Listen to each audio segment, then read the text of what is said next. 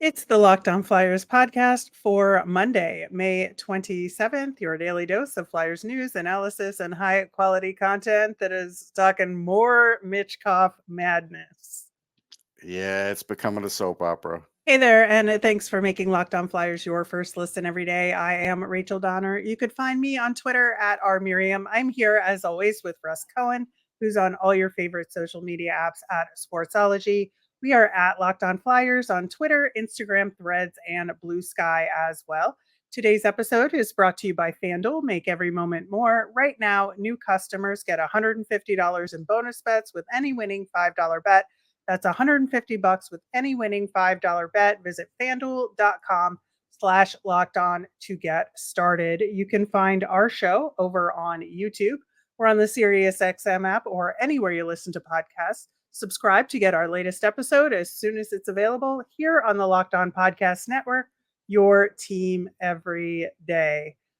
Russ, I seem to recall, perhaps it was a week ago at this point when we were doing our Monday show, Nemesis of the Week, and you brought up Russian hmm as your nemesis of the week and Russian language and translating Google and how Translate. Yep. Google Translate, how things could get crossed in the wires and you never really know what's going on there and you need to take a step back. And boy, was that prescient. Yeah. Yeah.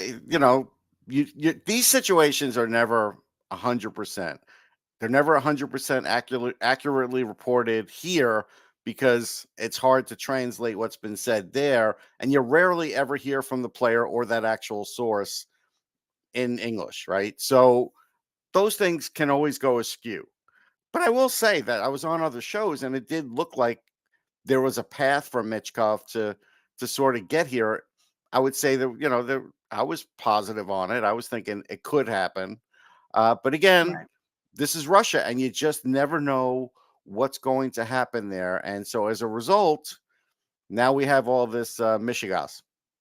Right. So over the weekend, there was an interview that came out. Now, again, this is a translation of an interview. So let's be clear about that. Right. Uh, but but that he was asked directly about his off-season plans and the rumors, and the translation, said that in talking about his relationship with the CSKA coach, I don't know where those rumors come from. Apparently, someone in America decided that everything could be seen and heard better from there, but it's not so.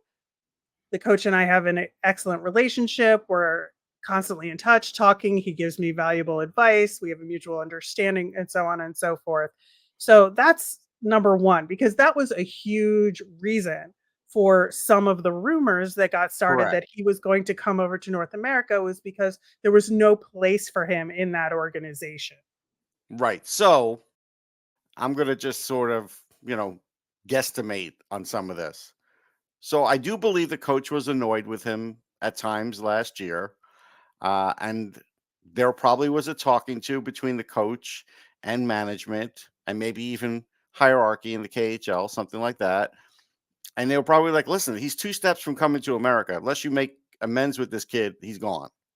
Uh, and is that what we really want here for as a team?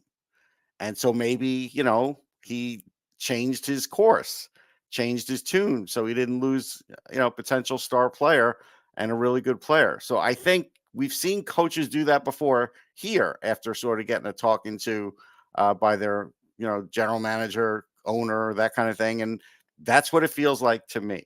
Right. And I think that, one of the reasoning for why it did make sense that he could be coming over here is because of that potential conflict, and the fact that he was on loan to Sochi, where he played very well. Yeah. But in order to really feel like you have made it in the KHL, you have to do so with the parent club, Yeah, right? no With question. Yeah, otherwise it's just not going to come off the same way, feel the same way. He wasn't picked for that traveling all-star team. That made a few little waves. So that's where I think a lot of this was born out of. Right. And so, it doesn't mean he's not a good player. It just means like there was room for him to grow in the KHL and develop in the Correct. KHL, and he had not gotten there yet. Right. And so that's kind of the origin of some of those rumors where it made sense for him if he wanted to have a chance at playing at the NHL now, maybe he could do that with circumventing those steps in the KHL that he was going to be forced to do. Right. And there definitely was discussions here, and nobody could really comment on it, and that's understandable. Uh, and so now you're at this point where it's like we have to remember the KHL season starts before the NHL season. So camps Yes. open before NHL camps. And so like it's not that far away. And so like if something wasn't going to happen, or if there wasn't a deal made, there was always going to have to be some sort of alternative plan. And so I think right now, since nothing has happened, we're starting to see what the alternative plan is. Right. So the other part of the interview talked more specifically about the rumors of Right. him coming over here. And he said, I don't pay attention. My job is to be ready and play my best hockey in any situation. He mentioned he had already taken his short break and he was back to training and he doesn't want to Right. get distracted by reading the news. That only prevents him from, preparing properly for the season, which is 100% hockey players speak. I don't care Absolutely. where I'm you're blocking from, out the right? world and I'm just Yeah, going to the rink. Yeah, no question. exactly. Exactly. So why all of this now? I guess is the question. Is it the timing relative to the KHL camps beginning sooner rather than later?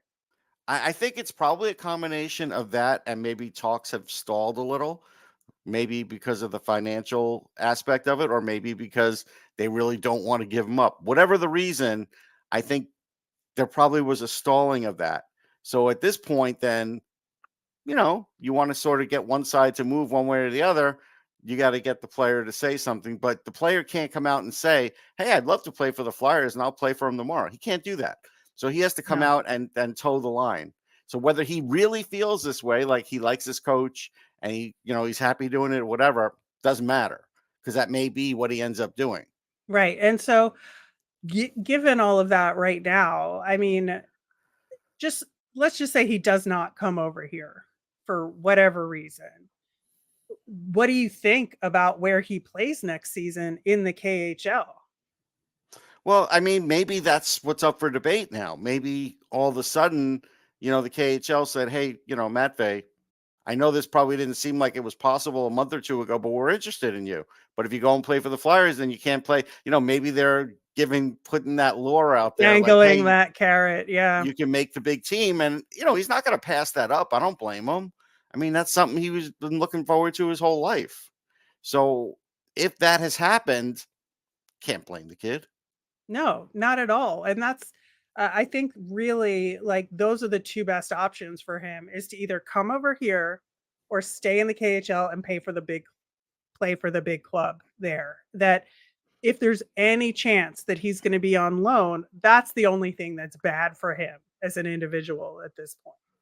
Yeah, and there's more that we can get into too that involves even a player in this draft where I think it may have affected this situation too. Because remember, this whole Russian situation is always fluid, and we kept hearing that, yeah, no, maybe by the start of this season they'd start not letting anybody go and pull all their passports, and you hear all this stuff, and you don't believe that that's going to happen, but is it possible that they're cracking down a little harder and this is the start of it? Like, hey, we don't want you to go yet.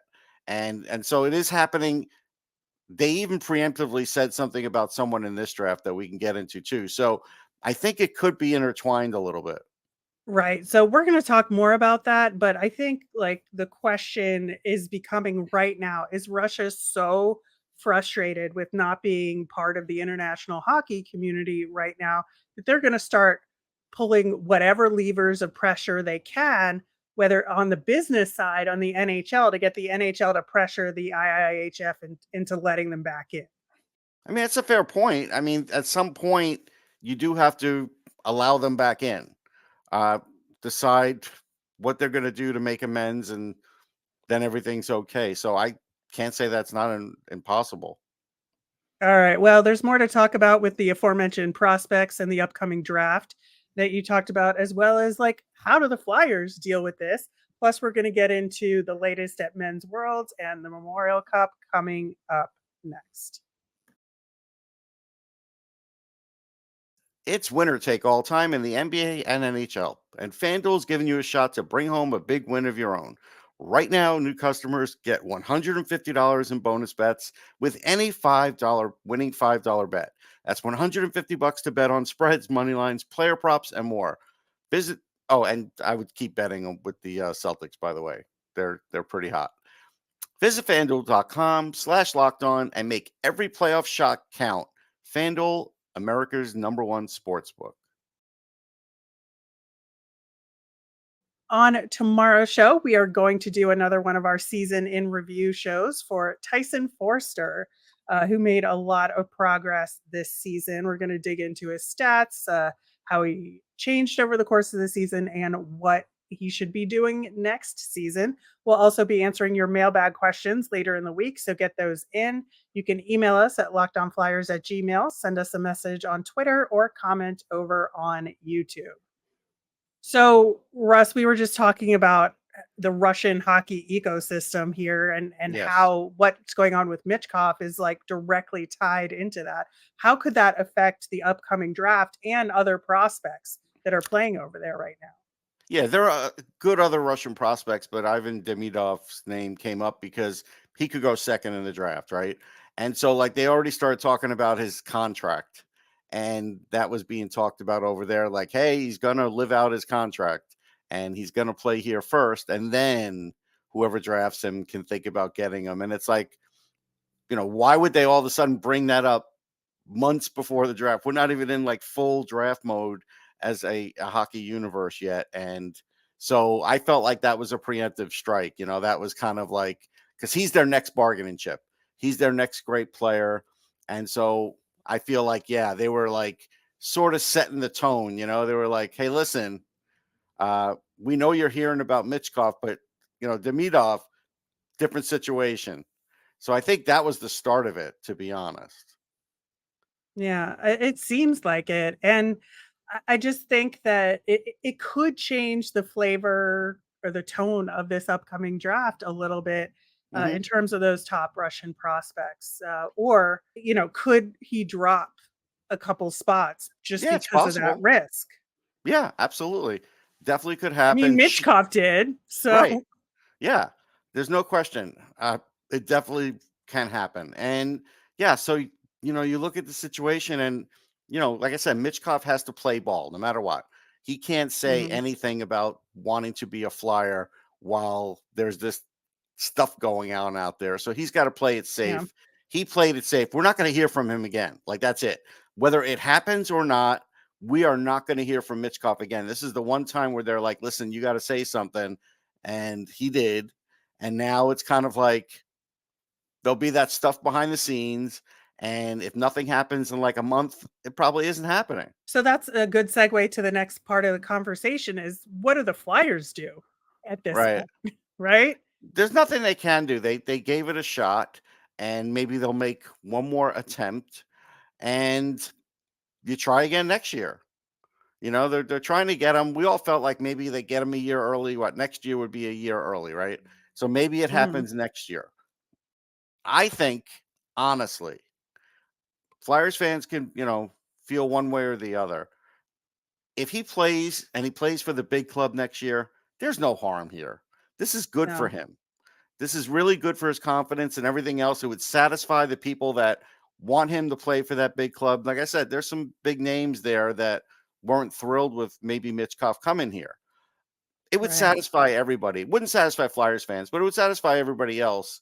And then a year later, we'll see what the Flyers coaching situation looks like and what the team looks like. And it could almost be better because they could plan for him coming rather than he's coming. Now, all of a sudden, maybe we got to change our plans as an organization. So that's where I feel like it's easier to plan if you have a feeling you can make this deal next year. Right. And I think you have to plan as if he's not coming because, Right. like, you have to account for that roster spot, those Yes. roles on the team, Yeah. and Who all you of might that. be And then targeting in free agency, which starts in July. exactly, exactly. So I think that that's really what you do is you say he's not going to be here.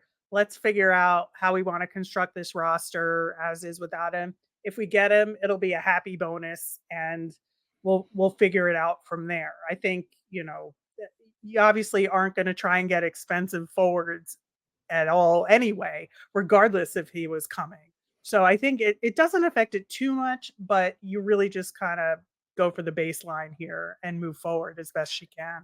Now, I'll add something that I feel pretty confident about based on we haven't heard anything about Kolosov, right? Like it's like right now it's quieted down, but we Hmm. don't know.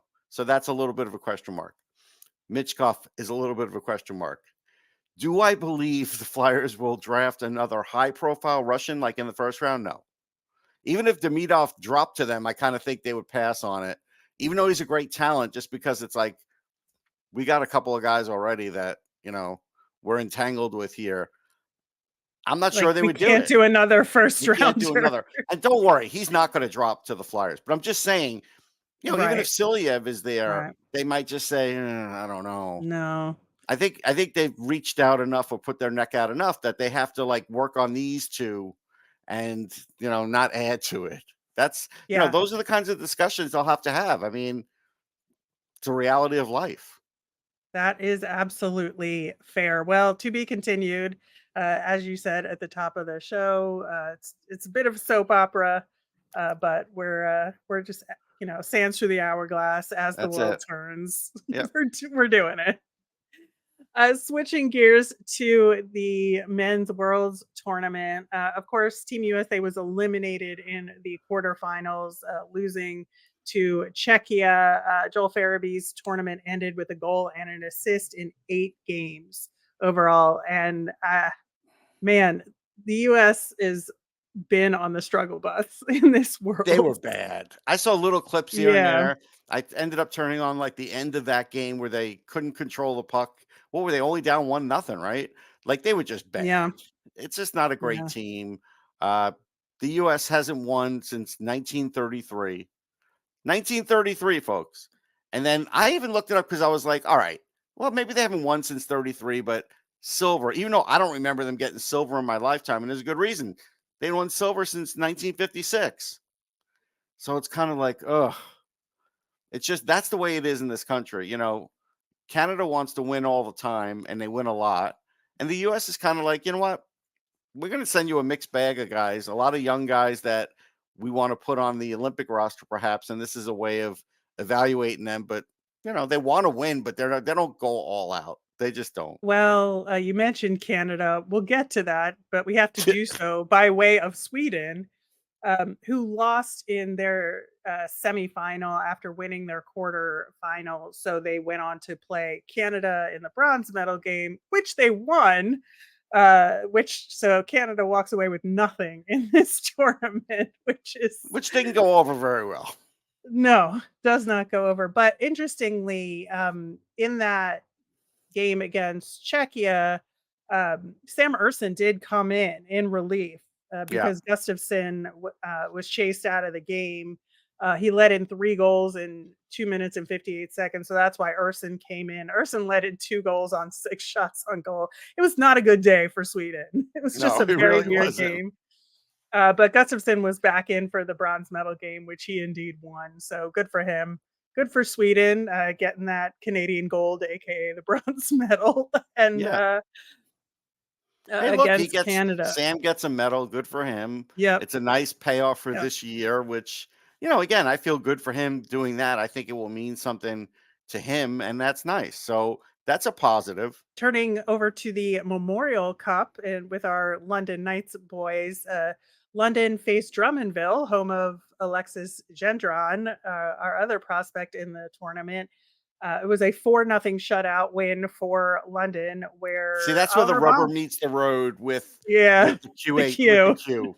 yeah, You know what I mean? That's yeah. totally, totally. So Oliver Bonk got a goal and an assist in that game. Was the first star of the game, Yeah. so that was really good to see. Denver Barkey didn't get any points, but I think played pretty well in the game overall. But yeah, a really good start to the Memorial Cup for London.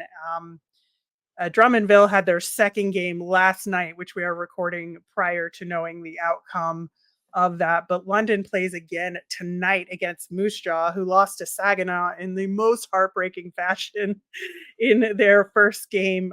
I thought Moose Jaw was going to pull it out, and they did not. So, No, and Zane Parekh is, probably moving up the ladder as we speak in this draft, right, with right, a nice fine performance by him. That really good defenseman. So we'll see. He's definitely top 10. yeah, There is some that think he can go first. I don't know if I would go that far, but that's what recency bias can do for you. yeah. It's always a good thing for that.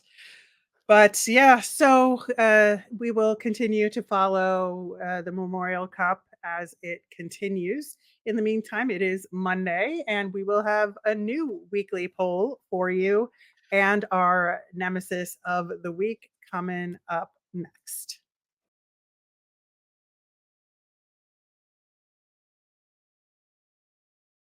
All right. So earlier this weekend, or I guess it was Friday, the Chicago Blackhawks and the New York Islanders announced a pick trade that was pretty interesting, I would say. Hmm. And so that plus the Waddell drama with him resigning from Carolina, probably going to Columbus.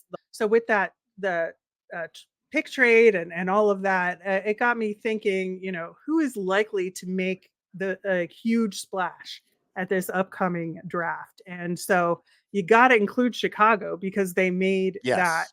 pick trade. So You have to, they're yeah, planning something. yeah, absolutely.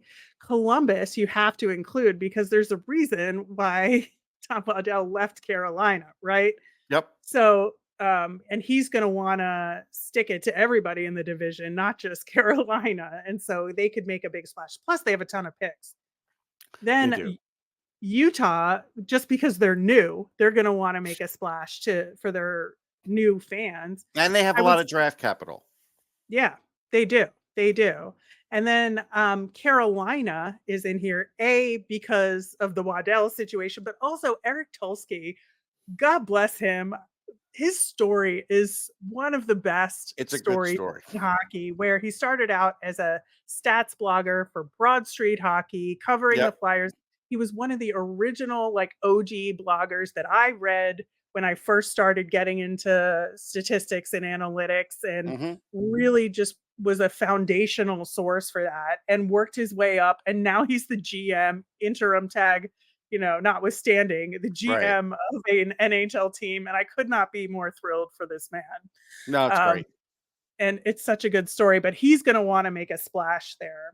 And then I threw in Toronto because they're just such a mess always, that maybe they're going to try and pull something here to make their fans happy. But those were my five choices. Is there anybody else that you would have added to the list? Uh, you know, don't count out the Islanders for getting an extra pick so they could do something to maybe to get a player. So I would think the Yeah. Islanders might be because they're going to be kind of desperate too. They just have such a history of doing nothing at the draft that I I was I know, was reticent to include them. but I just feel like they did that for a reason too, the same as Chicago, because it's awfully early Yeah, to do things yeah, like that. yeah. So those are your five choices. But if you have another team out there, please feel free to put that in the comments. There's a link to the poll in the show notes. It's on our YouTube channel. So check it out. Please vote. Please give your feedback because I can't wait to talk about this and all of your responses at the end of the week. It should be interesting. Just another note, a link to our updated draft tracker in the show notes, where we link to all of the draft prospect profiles that we have done over the last little bit leading up to the NHL draft. Even there's a tab with Russ's draft rankings. I added all of his previous rankings so you could see Oh, where they moved around how in I moved Russ's around the rankings. chessboard. Yeah, yeah. Yeah, yeah. So check out that tab I'm gonna as check it out. well. Yeah, yeah. I thought it was interesting. Teddy Stigo is probably the most interesting movement of any of them. Yeah. We talked about him on the show last week as well. But yeah, we'll be continuing to do that later in the week on the show. Moving over to our nemesis of the week. Last week, we already talked about the aforementioned Google Translate and the Russian situation on your end. I talked a lot about the Rangers versus the Panthers related to my hatred of the New York Rangers, in addition to also wanting a better draft pick if the Panthers lost. That series is continuing along. So I still have my angst about it. Hmm. But obviously, to me, the nemesis this week is continued rumors about Matvei Michkov. It's like, what is going to happen? Are we going to have to go through this churn again? I It's not fun because I like to know things and be settled. I don't like to live in this unknown part of the equation here. But I feel pretty good about our conversation about it. That whatever happens, happens. But I just don't want to go through another round of churn on the Sure. conversation. All right. So mine's going to be there have been big feuds over the years, the Hatfields and the McCoys, the North and the Mhm. South, East Coast versus West Coast and rap.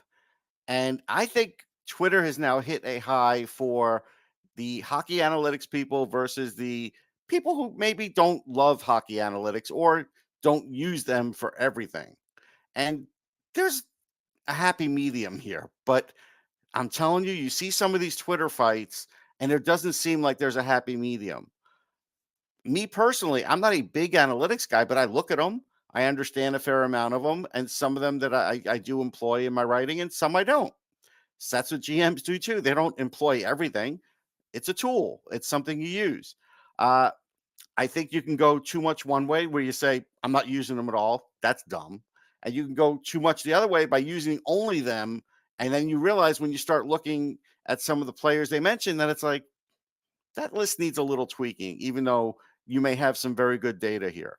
And I don't know when there's going to be a in between here, but it's getting bad out there. I don't know if you've noticed it or not.